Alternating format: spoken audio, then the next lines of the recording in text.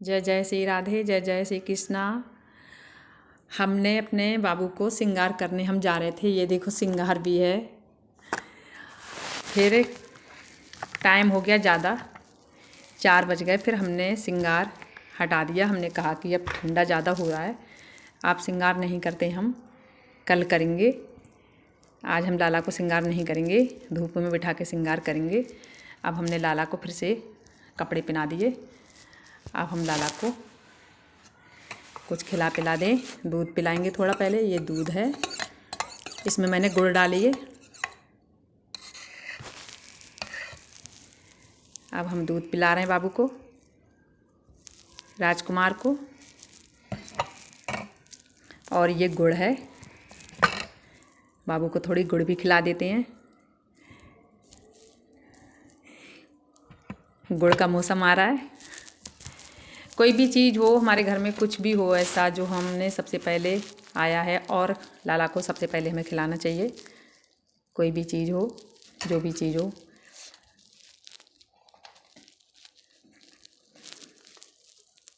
अब हमने खिला दिया। अब हमारे लाला देखो फिर भी खुश हैं, फिर भी खुश हैं। कह रहे हैं कोई बात नहीं, हमारे बहुत सारे त्यौहार हैं, हम बहुत सारे त्यौहार में अपने लाडो का बहुत कोई भी त्यौहार मनाएंगे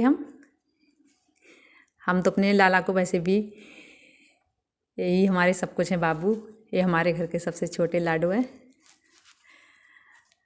अभी बस तैयार कर दिया है बाबू को। अब चलो मैं आपको एक छोटी सी कथा सुनाती हूँ, क्योंकि मैं बाबू को कल तो वैसे मैंने सोचा था कल क्रिसमस पे मैं सारी डेकोरेशन करूँगी, फिर मैं आपको सब वीडियो बना के दिखाऊँगी। लेकिन मैं क्या करूँ, नहीं वो तो नहीं हो पाई, उसके लिए सॉरी। मैं चलो आपको एक कथा सुनाती हूँ। एक वृंदावन के पास में एक गांव में एक ललिता रहती थी।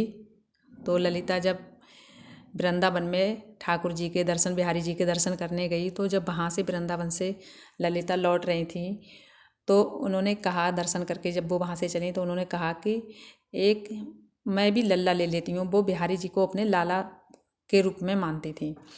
तो उन्होंने कहा एक मैं भी लाला ले लेती हूँ और मैं भी लल्ला को अपने घर ले चलती हूँ। उनकी एक बेटी थी ललिता की। तो उन्होंने एक गोपाल जी ले लिए। तो गोपाल जी छोटे से लड्डू गोपाल ले आई। तो लड्डू गोपाल घर पे अपने लाके उन्होंने विराजमान कर लिए। और उनकी बेटी, वो साथ बेटी को उन्होंने भाई बहन बना दिया, और वो अच्छे से रहती थी। तो एक दिन उन्होंने क्या किया, ललिता ने पास में दूसरे कमरे में उनको सुला दिया, अपने लड्डू को, और वो पास वाले कमरे में सो गई। बहुत लाड़ लड़ाती थी, बहुत प्यार करती थी। तो रात में अचानक से आवाज़ आई थी उस कमरे से। तो ललिता जल्दी से गई। ललिता ने कहा कि लाला मेरो उठ गओ, लाला डर गओ क्या?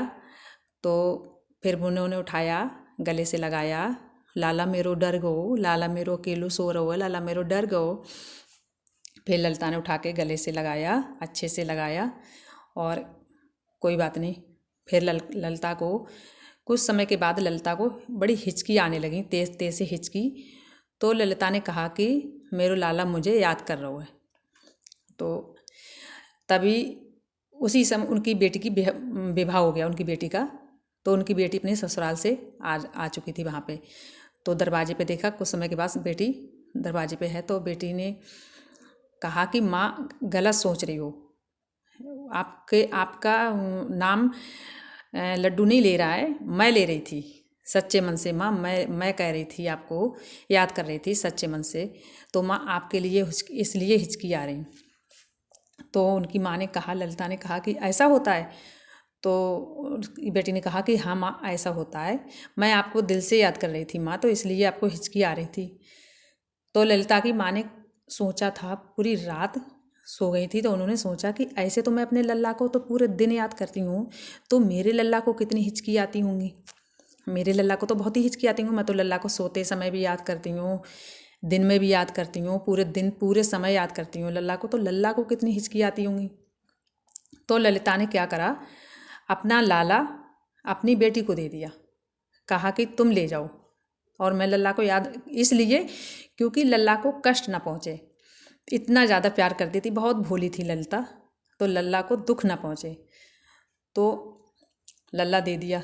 अब लल्ला को हफ्ता हो गया वहाँ गए हुए। जब भी ललिता का मन करता था ठाकुर जी को अपने लल्ला के लिए, तो वो वृंदावन चली जाती थी लल्ला को देखने, अपने वृंदावन उनको बिहारी जी को देख के आ जाती थी। और लल्ला को नहीं गई लल्ला के पास, क्योंकि लल्ला को कष्ट पहुँचेगा इसलिए। तो एक दिन लल्ला ने सपने में आए और ललिता के पैर दबा रहे हैं, चरण दबा रहे हैं। तो ललिता उठ के बैठ गई। सपने में ललिता उठी तो ललिता ने कहा, और रो रहे हैं, पैर दबा रहे हैं और कह रहे हैं, मैया तू इतनी भोली है कि तूने मुझे याद करने के लिए, मुझे कष्ट ना पहुँचे इसलिए तूने मुझे बहन के यहाँ भेज दिया, और मैया तू मुझे कष्ट देने के वजह से तू वृंदावन हो आती है, लेकिन तू मेरे पास तक नहीं आई। मैया तो इतनी भोली है। तो ललिता ने कहा मैया तू बहुत भोली है। हर भक्त भगवान को इसलिए रखते हैं, इसलिए भगवान को पूछते हैं कि उनको कुछ चाहिए भगवान से, और तूने ये कहा कि मेरे लाला को कष्ट ना पहुँचे। मैया तू बहुत भोली है। फिर मैया ललिता अपने बाबू लाला को ले आई अपनी बेटी से, और लाला को गले से लगा के खूब रोई, खूब रोई। आपको मेरी कथा अच्छी लगे तो ज़रूर लाइक करना। मेरी कथा बस यहीं तक थी, क्योंकि ये सच्ची है, ये सच है। क्योंकि दुनिया में लोग बहुत भोले हैं, बहुत लोग इतनी श्रद्धा से, इतना मन से कान्हा जी को पूजते हैं, इतना, क्योंकि उनको कुछ नहीं चाहिए, कुछ भी ना चाहिए। उनको पता ही नहीं होता कि हम क्या मांगें, क्योंकि जो सच्चे भक्त होते हैं वो कुछ नहीं मांगते हैं, प्रभु से कभी कुछ नहीं मांगते हैं। जो सच्चे भक्त होते हैं, अरे प्रभु तो खुद ही देते हैं, हमें तो कोई मांगने की कोई ज़रूरत ही नहीं पड़ेगी। प्रभु को तो सब पता होता है कि उनके भक्तों को किस चीज़ की ज़रूरत पड़ रही है, प्रभु को सब पता होता है। अब मान लो एक व्यक्ति था, वो कहीं नौकरी कर रहा था। अब उसको काम, बेचारा गरीब था, और वो उसको काम था उसका पत्थर उठाना वहाँ पे।